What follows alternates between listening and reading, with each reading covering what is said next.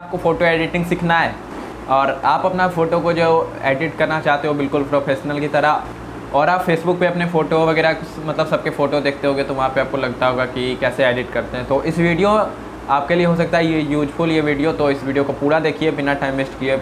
और इसमें मुझे एक मेंबर ने सेंड किया, आप भी अपना वीडियो का चाहे तो मुझे सेंड कर सकते हैं। उस मेंबर ने इसमें ईजी से बताया कि कैसे आप किसी का भी फ़ोटो एडिट कर सकते हो। आपको 2-3 एप्लीकेशन इंस्टॉल करना पड़ेगा अपने फ़ोन में, जिसका नाम है, फर्स्ट का है लाइटरूम, दूसरा है पिक्सआर्ट और तीसरा है स्नैपसीड। तो ये तीनों ऐप से आप फ़ोटो एडिटिंग सीख सकते हो। तो आगे मैं वीडियो चला देता हूँ, ठीक है।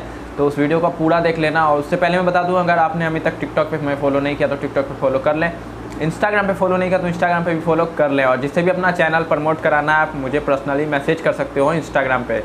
तो चलिए वीडियो को स्टार्ट करते हैं बिना टाइम वेस्ट किए।